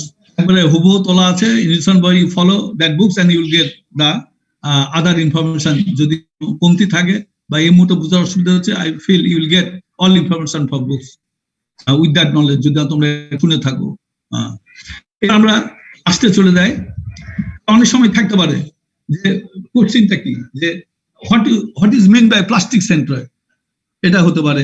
বা তোমার বলে যে when should we go for unsymmetrical placement of reinforcement in a column, তাহলে what is plastic centroid, under what circumstances plastic centroid coincides with the symmetrical centroid। যদি এটা symmetrically reinforce column হয়, তাহলে plastic centroid এবং geometric centroid একই হবে, contact করে দেবে। আচ্ছা, এইবার আমরা আসি SA code provision for column design. এতক্ষণ আমরা যেটা করলাম, এগুলা ছিল সব নমিনাল স্ট্রেংথ এবং নমিনাল মোমেন্ট। কিন্তু ডিজাইন করতে গেলে তুমি নমিনাল মোমেন্ট এবং নমিনাল লোড সাপেক্ষে ডিজাইন করলে হবে না, কারণ আমরা জানি যে ডিজাইন স্ট্রেংথ বলতে আমরা ফাই দিয়ে গুণ করে নিতে হয়, 5mn এবং 5pn দিয়ে গুণ করে তোমার স্ট্রেংথ ইটারেশন কার্ভকে রিডিউস করে নিয়ে আসতে হবে, সেটা এখানে আলাপ করা হয়েছে। এবং ফাই কোনটার জন্য কত ভ্যালু অলরেডি আমরা আলাপ করেছি। এখানে আরেকটা অ্যানালাগাস কোশ্চেন আসছে, এগুলো সব আগের আলোচনা করো। আরেকটা জিনিস এখানে কোশ্চেন আছে, যে বা আমাদের তোমাদের টেক্সটের মধ্যে আছে, it's very important, there are various reason why the phi values of columns are lower than those for flexure and shear। কারণ এই যে ফ্লেক্সার আমরা দেখলাম মোমেন্টে 0.9 আমরা ইউজ করি, শেয়ারে 0.75 ইউজ করি, অথচ কলামের জন্য আমরা ইউজ করছি 0.65 এবং 0.75। কেন কলামের জন্য এত কম ভ্যালু, এটা কিন্তু ডিসকাশন আমরা আগেই করে আসছি। এখানে এই পয়েন্টগুলা তোমরা নোট ডাউন করে, বই আছে সুন্দরভাবে, এবার পয়েন্ট আকারে না থাকলেও এটা জাস্ট লেখা আছে। যেমন আমরা যদি এটা হাইলাইট করি তাহলে বুঝতে পারবে। প্রশ্নটা ছিল যে ফ্লেক্সারের জন্য 0.9 ইউজ করছি, শেয়ারের জন্য ফ্যাক্টর 0.75 ইউজ করছি, কিন্তু তোমার কলামের জন্য আমি এত কম কেন ইউজ করছি? তাহলে আমরা মাইন্ডসেট যদি করি, তা আমরা আগে কারণ ফেলিওরের দিক দেখতে হবে। কারণ বিম, খেয়াল করো, বিম এটা হচ্ছে ফ্লেক্সার মেম্বার, এবং বিম আমরা আগে কোড বলেই দিচ্ছে যে বিম ডিজাইনের সময় যে এটা যেহেতু টেনশন কন্ট্রোল মেম্বার হিসাবে ডিজাইন করা যায়, অর্থাৎ টেনশন ফেলিওর কন্ট্রোল করে আমরা এটাকে ডিজাইন করতে পারবো। অর্থাৎ আমি স্টিল সবসময় কম দেবো এবং কোড তোমাকে বলে দিচ্ছে যে এর বেশি তুমি স্টিল ইউজ করতে পারবে এবং লোয়ার লিমিটও দিয়ে দিচ্ছে। তাহলে আমরা একটা ইনশিওর করলাম যে আমার বিম যদি ফেল করতেই হয় টেনশন ফেলিওর মোডে ফেল করবে। অর্থাৎ tension failure modes is associated with the prior information before of failure. Prior information দিবে, যেমন ক্র্যাক, ছোট ক্র্যাক গুলো বড় হতে থাকবে, বা তুমি বুঝতে পারবে যে স্ট্রাকচারটা দিনে দিনে এটা হয়ে যাচ্ছে, ডেটোরেট করে যাচ্ছে, অর্থাৎ ক্র্যাক গুলো বড় হচ্ছে। তুমি অবজার্ভ করার সুযোগ থাকবে, যেহেতু তোমার বিম গুলা এটাকে টেনশন কন্ট্রোল মেম্বার হিসেবে ডিজাইন করা যায়। কিন্তু কলাম কি হচ্ছে, কলাম বেসিক্যালি কম্প্রেশন মেম্বার, এর তো কম্প্রেশন ফোর্সই, এবং এর ফেলিওরটা ম্যাক্সিমাম এর নির্ভরই করে তোমার কংক্রিট ফেলিওর উপর, এবং যে মেম্বার, যে স্ট্রাকচার মেম্বার কংক্রিট ফেলিওর উপর ডিপেন্ডেন্ট, সেটা কিন্তু সবসময় ভালনারেবল হবে। অর্থাৎ কংক্রিট একটা বিটেল মেটেরিয়াল এবং কংক্রিটের failure is catastrophic in nature and it occur suddenly. তো সুতরাং যেখানে অনিশ্চয়তা থাকবে, যেখানে অ্যাক্সিডেন্টাল ফেলিওর হওয়ার সম্ভাবনা থাকবে, সেখানেই তোমার ডিজাইন স্ট্রেংথ কম অ্যালাউ করবে কোড, এবং that's why your phi value is lower than the flexure value. এগুলাই পয়েন্ট আকারে এখানে লেখা আছে, আমি দেখাই দিই, তোমরা একটু মাইনিউটলি শোনো, then you will get the answer. Strength of under-enforced flexural members is not much affected by variation of concrete strength, since it depends primarily on the yield strength of steel. খেয়াল করো, আমরা যেহেতু ফ্লেক্সাল under-enforced ফ্লেক্সাল member, কারণ আমাদের বাধ্যবাধকতা আছে যে ফ্লেক্সাল member গুলো, অর্থাৎ ফ্লেক্সাল মেম্বারের প্রকৃষ্ট উদাহরণ হচ্ছে বিম বা স্ল্যাব। ফ্লেক্সাল মেম্বার ডিজাইন করতে হবে, তোমাকে আন্ডার-এনফোর্সড ডিজাইন করতে হবে, এটা কোডের বাধা আছে। এবং এই মেম্বারগুলো ইজ নট মাচ ইনফ্লুয়েন্সড বা affected by variation in concrete strength. Concrete স্ট্রেংথের ভেরিয়েশন সাথে এটা নির্ভরশীল না, since it depends primarily on yield strength of concrete. কংক্রিটের স্টিলের ইল্ড স্ট্রেংথ অফ স্টিলের ইল্ডিং এর উপর নির্ভর করে। আচ্ছা, একটা পয়েন্ট। তো সুতরাং এইবার আসো, the strength of axially loaded members depend strongly on the concrete compressive strength. উল্টা পক্ষে আসো, অ্যাক্সিয়ালি লোডেড মেম্বার, যেটা কলামের কথা বলা হয়, depend strongly on the concrete compressive strength. তাহলে ফ্লেক্সাল মেম্বার গুলা এটা স্টিলের উপর নির্ভর করছে, কংক্রিটের উপর না। কংক্রিটের স্ট্রেংথের ভ্যারিয়েশন কোনো নির্ভর করতে হচ্ছে না, স্টিলের ইল্ডিং এর উপর নির্ভর করছে। কিন্তু কলাম গুলা, কম্প্রেশন মেম্বার গুলা কংক্রিট কম্প্রেসিভ স্ট্রেংথের উপর নির্ভরশীল। তারপরে আসো, এখানে strength of concrete under side condition is less closely controlled than yield strength of mill produced steel. এখন দেখো, একটা হচ্ছে কংক্রিটের উপর নির্ভরশীল, আর একটা হচ্ছে স্টিলের উপর নির্ভরশীল। এখন দেখো, কংক্রিট আন্ডার সাইড কন্ডিশন, এটাকে লেস ক্লোজলি কন্ট্রোল, এটাকে ক্লোজ কন্ট্রোল করা খুবই মুশকিল, কারণ অনেকগুলা lot of variables R associated in concrete casting. অনেকগুলা সমস্যা আছে এখানে। কি হবে, তোমার হবে, তোমার একটু ওয়াটার সিমেন্ট রেশিও কম বেশি হয়ে যেতে পারে, কম্প্যাকশন ঠিক মতো হলো না, তারপরে মিক্সিংটা ভালো মতো হলো না, একবার বেশি মিক্সিং হয়ে গেছে, একবার কম হয়ে গেছে, সেগ্রেগেশন হতে পারে, ব্লিডিং হতে পারে। কিন্তু যখন মিলে স্টিল তৈরি হয়, তার ইল্ড স্ট্রেংথ অটোমেটিক্যালি মেশিন দ্বারা কন্ট্রোল করা হয়, এখানে কিন্তু ম্যানুয়াল করার কোনো স্কোপ থাকে না। তাহলে ওখানে সাইড অবস্থায় কংক্রিটের স্ট্রেংথ কন্ট্রোল করা এটা খুবই কষ্টকর, অথচ ইল্ড স্ট্রেংথ যেটা বলা হলো মিলে প্রডিউস স্টিল, এটা অটোমেটিক্যালি কন্ট্রোল হয়। তারটা বলা হচ্ছে the concrete strengths are often varied due to segregation, varying water cement ratio, bleeding etc, যেটা আমি আগে আলোচনা করলাম। তারপর consequence of a column failure, say in a lower story, would be catastrophic, more catastrophic than a single beam failure in the same building. আরেকটা কথা বলা হচ্ছে ফ্লেক্সার বিম, একটা বিম ফেল করলে কি হবে, একটা ফ্লোর ফেল করবে, বা একটা ফ্লোরের একটা ঘরের উপর এটা ভেঙে পড়তে পারে। কিন্তু লোয়ার স্টোরি কলাম যদি ফেল করে, একটা বিল্ডিংটা ফেল করবে, তাহলে গুরুত্ব হচ্ছে কলামের ফেলিওরটা অনেক বেশি, more catastrophic than of a single beam failure in the same building. একই বিল্ডিং এর একটা সিঙ্গেল বিম ফেলিওর হওয়া আর একটা কলাম ফেলিওর হওয়ার মধ্যে অনেক ভয়ঙ্কর কলাম ফেলিওর। কারণ একটা কলাম ফেলিওর মানে ওই কলামের উপর যতগুলা ফ্ল্যাট আছে বা যতগুলা কম্পোনেন্ট আছে সবগুলা ফেল করে যাবে। হ্যাঁ, এই জন্য এইটার উপর কনসিডার করে তোমাদের ফাই ভ্যালু ফ্লেক্সার মেম্বারের বেশি ধরা হয় এবং তোমার কলামের ক্ষেত্রে এত কম হয়। তবে এখানে আরেকটা জিনিস বলা হচ্ছে ফর হাই ই ভ্যালুস, যখন ই ভ্যালু গুলো অনেক বেশি হয়ে যায়, অর্থাৎ লোডের তুলনায় মোমেন্ট যদি বেশি হয়ে যায়, ই ইনক্রিজেস ফ্রম ইভিউ to infinity, HI code recognizes that, অর্থাৎ ব্যালেন্স ইসেন্ট্রিসিটি বেড়ে যায়, অর্থাৎ মোমেন্টটা অনেক বেশি হয়, the member behaves progressively like a flexure member and less like a column. ওই মেম্বার গুলো একটা কলামে ইসেন্ট্রিসিটি অনেক বেশি, তখন কিন্তু সে আর কলামের মতো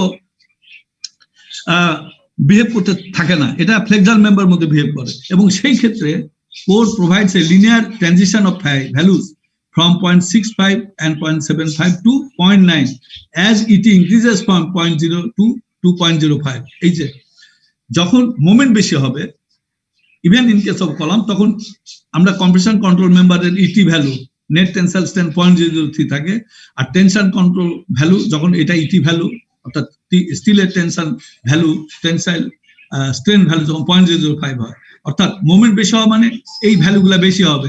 এই ভ্যালুগুলা বেশি হওয়ার কারণে তোমার ফাইগুলা তখন আস্তে আস্তে 0.65 বা 0.75 না হয়ে আস্তে আস্তে অ্যাপ্রোচেস টুয়ার্ডস 0.9 এর দিকে চলে, অর্থাৎ বিমের এর মতো তোমার ফাই ভ্যালুগুলো হবে। For columns with very small or zero eccentricity, the HI code recognize that accidentally construction misalignment and other unforeseen factors may produce actual eccentricity in excess of that small design value. যার জন্য ওই জিনিসটা বলা হচ্ছে যে আমরা phi use করবো, তার সাথে ফাইয়ের সাথে আমরা এই ভ্যালুগুলা অ্যালাউ করি, যে আলফা ভ্যালু, অর্থাৎ ফাই তো থাকে সাথে টাইট কলামের জন্য 0.85 ইউজ করি, আবার স্পাইরাল কলামের জন্য 0.85 ইউজ করে। সেই কথাটা বলা হচ্ছে কারণ এই ট্রু সেন্সে পিওরলি কম্প্রেশন কনসেন্ট্রিক লোড পাওয়া, এটা ভিশনটা, এটাই বলা হচ্ছে এখানে। এই ডিসকাশন এই ধরনের আছে। আমরা যদি আছে কার্ভে আসো তাহলে দেখবা, এখানে দেখো আমরা এখন যে স্ট্রেংথ ইন্টারসেকশন কার্ভটা ড্র করলাম, that is this nominal strength intersection curve. We have already learn how to draw the strength intersection curve. আচ্ছা, এইচআই কোড কি বলবে? HI code is telling you যে ডিজাইন স্ট্রেংথ mn এইটাকে ফায়দা গুণ করে নিতে হবে ইন গ্রস সেন্স। এই p0 ফায়দা গুণ করো, pb কে ফায়দা গুণ করো, m0 ছিল একে ফায়দা গুণ করো। This is the design curve, theoretical design curve. This is the curve. Now code is further imposing some condition, যেমন আমরা আগেই জানি এখানে যে ইসেন্ট্রিসিটি 0, অর্থাৎ এই কন্ডিশন পাওয়া খুবই টাফ। তো সুতরাং যদিও ডিজাইন স্ট্রেংথ কার্ভ এটা হওয়া উচিত, কিন্তু কোড এটাকে আরো ফার্দার কমায় নিয়ে আসে, এটা আলফা ফাই p0 বলছে। এই যে আলফা যে কথাটা বললাম, যে ফাই তো আছে সাথে, টাইডের জন্য 0.80 এবং স্পাইরাল জন্য 0.85, এখানে গুণ করে এই ভ্যালুটা আরো নিচে নামে নিয়ে আসতে হবে। আবার এই ক্ষেত্রে ব্যালেন্সের পরে আমার ইসেন্ট্রিসিটি যেহেতু বাড়তে থাকে, তো সুতরাং সেখানে কিন্তু আর কলামের অ্যাকশনটা খুব একটা থাকে না, এটা ফ্লেক্সার বিমের মতো, ফ্লেক্সার মেম্বার মতো অ্যাকশন হয়। তখন এই ফাই ভ্যালুটা এখানে না রেখে এটা আস্তে আস্তে বাড়তে থাকে ফাই, যে অরিজিনাল যে ফাই ছিল 0.65 বা 0.75, ওটাকে আস্তে আস্তে বেড়ে 0.9 এ ধীরে ধীরে চলে যায়। সুতরাং কোড এই বিবেচনায় এনে এটাকে তোমার অ্যাকচুয়াল ডিজাইন স্ট্রেংথটা কার্ভটা স্টাবলিশ করছে, যে এই পয়েন্টটাকে আলফা ফাইদে, খালি ফাইদে না করে p0 কে আলফা ফাইদে গুণ করে এখানে আনলো, আনার পর কাম হিয়ার, এবং এটা পুরাটা এই জাত নিয়ে আসার পর এই ব্যালেন্স ফেলিওর কন্ডিশনের পর থেকে এই ভ্যালুটা কমায় না দিয়ে আর একটু জাজমেন্ট অ্যাপ্লাই করে, যেহেতু এটা কলামের অ্যাকশন অত বেশি থাকে না, ফ্লেক্সার অ্যাকশন আসে, মুভমেন্ট যেহেতু বেশি থাকে, সুতরাং এই ক্ষেত্রে আমার এটা 0.9 ইন্টু, অর্থাৎ ফাই ভ্যালু আমরা ইউজ করবো 0.9 এবং m0 এখন 0.9 m0, এই পয়েন্টটা হচ্ছে 0.9 m0, আর এখান থেকে এই পর্যন্ত ফাই 0.65 বা 0.75, আর এই জায়গাটা খালি ফাই ইউজ করলে হবে না, এটাকে আলফা ফাই ইউজ করে we are getting the curve like this. This is the ACI design curve. তাহলে আমরা যে কার্ভটা ইউজ করলাম ডিজাইন কার্ভ, এটা ছিল নমিনাল স্ট্রেংথ কার্ভ, যেটা আমরা 5টা পয়েন্ট এট লিস্ট এস্টাবলিশ করলাম।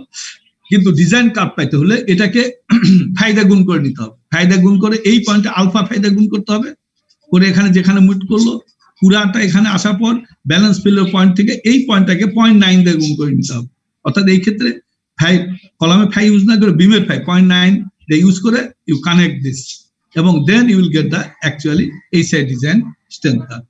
এখন যদি আমি কলাম ডিজাইনের কথা যেটা আগে বললাম, তোমার কলাম একটা ডিজাইন করতে গেলে you take a trial section, যেটা আমি ওয়াটার এক্সাম্পল সেল করলাম, করার পর you get at least 5 points to get the nominal strength interaction curve. এটা পেয়ে গেল, একটা সুইটেবল স্কেল আঁকলে, আঁকার পর ইউ অ্যাপ্লাই দ্য এসে, ইউ ফাইন্ড আউট দ্য এসে ডিজাইন স্ট্রেংথ। কিভাবে পাবা? এই P0 কে আলফা 5 দিয়ে গুণ করে নাও, নিয়ে you draw the straight line, and এইগুলা প্রত্যেকটা পয়েন্ট, এই পর্যন্ত পয়েন্ট গুলাকে সব তোমাকে অরিজিনাল কলামের 5 দিয়ে গুণ করে তোমাকে কমায় নিতে হবে। আর এই জাত থেকে এই পয়েন্টটা তোমাকে বের করতে হবে 0.9 M0, অর্থাৎ এই 5টা হবে বিমের 5 করে you connect that point, then this তুমি পাবা ACI design strength curve. Now you put your PU and MU value in the same scale in the strength interaction diagram and compare not with that curve, you compare with this curve, and whether your design is satisfying or not. যদি satisfy করে no problem, হয়ে গেল। যদি পয়েন্টটা পড়া উচিত just বাউন্ডারিতে, then your design is optimum. যদি পয়েন্টটা PU MU ভ্যালু যদি এখানে পড়ে, তাহলে ওভার ডিজাইন হয়ে গেছে। And in this way you have to design your curve. এইবার বলো, আমরা যে ডিসকাশন করলাম এর মধ্যে কি সমস্যা, এটা বলো, so that I can clear your idea. বলো, পরের ডিসকাশন গুলো সম্বন্ধে বলো। আমরা এখানে দুটো পয়েন্ট আলাপ করেছি। ACI ডিজাইন স্ট্রেংথ কার্ভটা বের করেছি ফ্রম নমিনাল স্ট্রেংথ কার্ভ একটা, আরেকটা কোশ্চেন এখানে আলাপ করেছি, why code specifies lower 5 values for column than flexural structural elements. এই দুটো কোশ্চেন আমরা এখানে আলাপ করেছি। এখন regarding that question, what is whether you have any observation, বলো, so that we can discuss. Sir তাহলে আমরা যখন 9.1 ম্যাথটা করলাম, তখন কি স্যার ওই ভ্যালুগুলো আমরা যখন কার্ভটা আঁকবো তখন কি ফাইনালি এই কার্ভটা আঁকারই দরকার নেই, ওটা আঁকার পরে তুমি ওটাকে ডিজাইন কার্ভে নিয়ে আসতে হবে, সোজা কথা।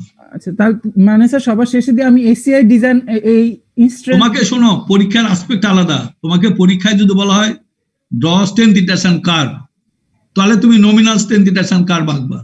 যদি বলে যে আরেকটা বলে যে অলসো ড্র দা ACI ডিজাইন কার্ভ, অর্থাৎ ডিজাইন কার্ভ, তাহলে তোমাকে ভিতরের কার্ভটা আঁকতে হবে, ঠিক আছে? Okay sir. এবং ডিজাইন করার সময় not to use the nominal curve, তোমাকে ডিজাইন কার্ভটা মধ্যে ওটা সাটিসফাই করছে কিনা, বলতেছিলাম যে আমার কলামটা স্টেবল হবে কিনা সেটা যখন আমার কম্পেয়ার করতে হবে, তখন তো আমার হচ্ছে ACI কার্ভটা লাগবে। ACI কার্ভটা লাগবে, ডিজাইন করতে গেলে ACI কার্ভ লাগবে। Okay sir. কিন্তু এই ACI কার্ভটা আসছে তো নমিনাল কার্ভ থেকে, বুঝতে পারছো? জি স্যার, জি স্যার। ওখানে ফ্যাক্ট অফ সেফটি অ্যাপ্লাই করা হয়েছে, সোজা কথা। এই যে বলা হয়েছে article 9.9 ACI code provisions for column design, কারণ ওটা তো থিওরিটিক্যাল ফর্মুলা দিয়ে করলে হবে না।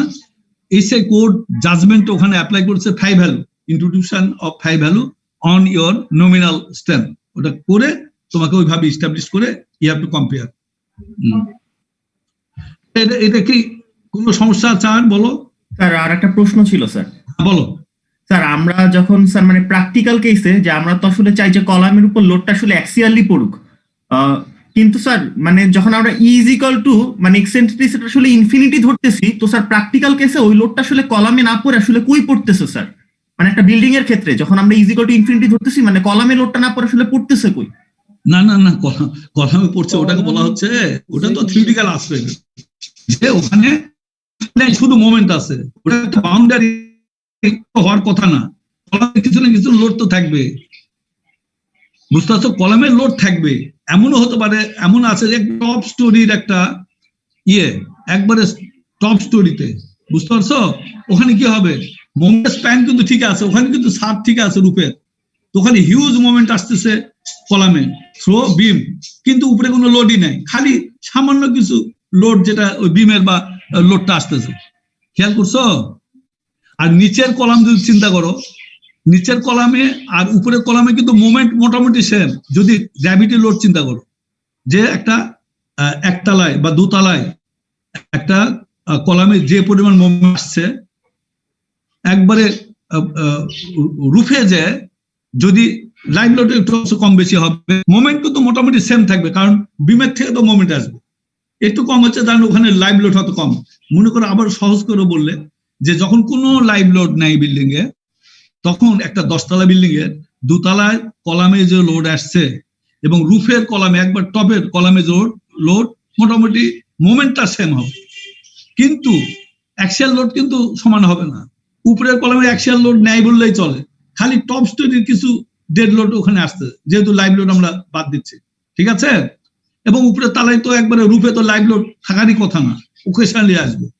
আচ্ছা, তো ওখানে কিন্তু নিচের তালাতে যে ওখানে কিন্তু তোমার বিমে লাইভ লোড যদি না থাকে, তার উপরে টপ ছাদের কলামে যে মোমেন্ট আসছে এবং একতলায় বা দোতলায় যে কলামে যে মোমেন্ট আসছে, মোমেন্ট কিন্তু মোটামুটি সেম, কিন্তু অ্যাক্সিয়াল লোড হবে দোতলায় যে কলাম আছে অ্যাক্সিয়াল লোড, এটা কিন্তু প্রতি তলার থেকে লোড গুলা বিমে ট্রান্সফার করে করে করে যতই নিচে আসতেছে অ্যাক্সিয়াল লোড গুলা বেড়ে যাচ্ছে।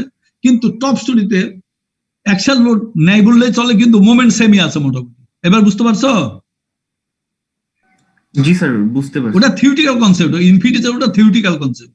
একটা কার্ড পাইতে হলে তার বাউন্ডারি কন্ডিশন ওটা যাইতে পারে থিওরিটিক্যালি ইনফিনিটি পর্যন্ত, এই আর কি। আর বলো, আর কারো কোনো কোশ্চেন? এরপরে আমরা তাহলে এই যে এত কষ্ট করে কলাম ডিজাইন করছো, এটা প্র্যাকটিক্যালি এভাবে একটা কলাম ডিজাইন করতে গেলে তো 2 ঘন্টা লেগে যাবে। You draw the strength interaction curve, তারপরে you compare your PO MU value over that curve and to check whether it is fulfilling the condition or not, economically fulfilling or not, তাহলে তো অনেক সময় লাগবে। তো what is the other process, practical, what is the practical process? এটাকে বলা হচ্ছে design AIDS. 9-10 চলে আসো। তোমাদের কাছে কি বই টই আছে? তোমাদের সাথে বই টই রাখছো? জি স্যার। বই রাখতে হবে কিন্তু, কারণ এটা আমার প্রথমবার এটা লেখা, অনেক ফিগার টিগার আসেনি। এটা দেখো, আমি যেটা বোঝাতে চাচ্ছি, দেখো ডিজাইন এইডস, এই যে স্ট্রেংথ ইন্টারেকশন কার্ভ গুলা তোমরা ড্র করছো, ওখানে কি লাগে? মেটাল স্ট্রেংথ লাগে, ই ভ্যালু ভ্যারি করে বিভিন্ন মেটাল স্ট্রেংথের জন্য কলামে কনফিগারেশন লাগে, এবং ই ভ্যালু ভ্যারি করে তোমাদের ইয়াগুলা লাগে, ভ্যারি করলে you will get the several points, and after connecting that point you will get the theoretical design strength iteration curve. এই কার্ভ গুলা তোমার পার্টিকুলার স্ট্রেংথ ভ্যালুর জন্য a series of curves have been drawn at the back page of your books। দেখো appendix A থেকে appendix A, appendix A5 A16 তোমাদের বইয়ে দেখবা, ওখানে series of column strength interaction graph আঁকানো আছে, এবং ওই গ্রাফ গুলাতে এই ভেরিয়েবল গুলা দেওয়া আছে। In the chart A', C, Fy, steel ratio, E/H are used as variable parameter. এই প্যারামিটার গুলা steel ratio, E/H, A', C, Fy এইগুলাকে ভ্যারিয়েবল ধরে এই গ্রাফ গুলো আঁকা আছে। এর মধ্যে A5 থেকে A8 are drawn for rectangular columns with distributed around the column perimeter। এর মধ্যে A5 থেকে A8 গ্রাফ গুলা দেখো, এগুলা চারদিকে রেনফোর্সমেন্টটা ডিস্ট্রিবিউট করা আছে। আমরা দেখলাম যে কতগুলো কলাম, যে অ্যারাউন্ড আমরা চাই যে যদি একদিকে বেন্ডিং মোমেন্ট থাকে তাহলে আমরা 2 দিকে রেনফোর্সমেন্ট দেব, অন্য ফেসে দেব না, তাহলে আমরা বেশি বেনিফিট পাবো। কারণ বেন্ডিং মোমেন্ট গুলাকে রেজিস্ট করা, অর্থাৎ রেজিস্টিং বেন্ডিং মোমেন্ট ক্যাপাসিটি বেড়ে যাবে কলাম। আর কতগুলো জায়গায় ইসেন্ট্রিসিটি কম হলে আমরা থ্রুআউট দ্য পেরিমিটার দিয়ে দেবো। প্রত্যেকটার সাথে ম্যাচ করে এই গ্রাফ গুলা দেওয়া আছে। যেমন A5 থেকে A8 এটা দেওয়া আছে rectangular columns with reinforcement distributed around the column perimeter, চারদিকে ডিস্ট্রিবিউটেড আকারে রেনফোর্সমেন্ট দিয়ে এটা তৈরি করা আছে। আর A9 থেকে A12 আর এটাও রেক্টাঙ্গুলার কলামস এর জন্য chart with reinforcement along 2 opposite face, শুধু 2 পাশে রেনফোর্সমেন্ট গুলা সীমাবদ্ধ করে দেওয়া আছে, অন্য ফেসে দেওয়া হচ্ছে না।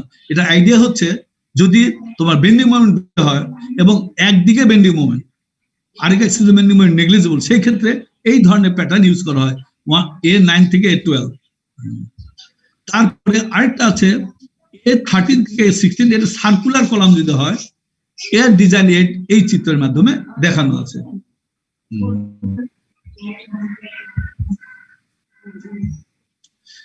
এখন how to use the design AIDS for column design. এই চার্টগুলো আমি দুঃখিত, আসলে এই চার্টটা আমি এখানে ঢুকাইনি, ঢুকালে আমার বুঝাতে সুবিধা হতো। তোমরা চার্টগুলো তোমাদের বইগুলো ওপেন করো, তাহলে বুঝতে পারবে। আচ্ছা,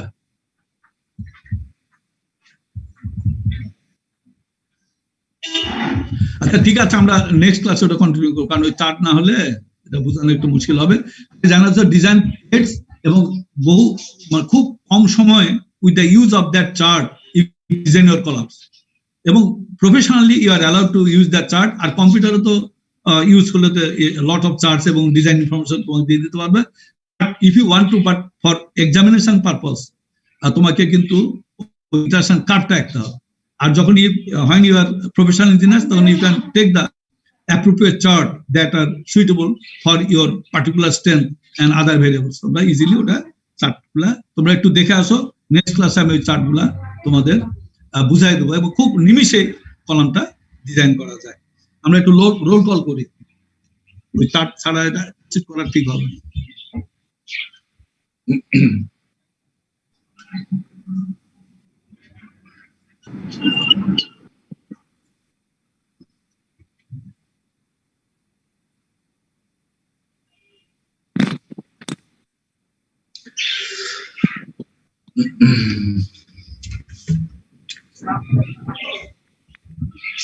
হ্যাঁ, আমি শেষ করে দিচ্ছি, তোমরা রেডি হও। আমরা সেকশন এ আমরা এখানে দেখছি প্রায় 145 জনের মতো আমরা আছি। যাক, সেকশন এ তে আমরা রোল কলটা করি, তোমরা দেখো। সেকশন এ 1,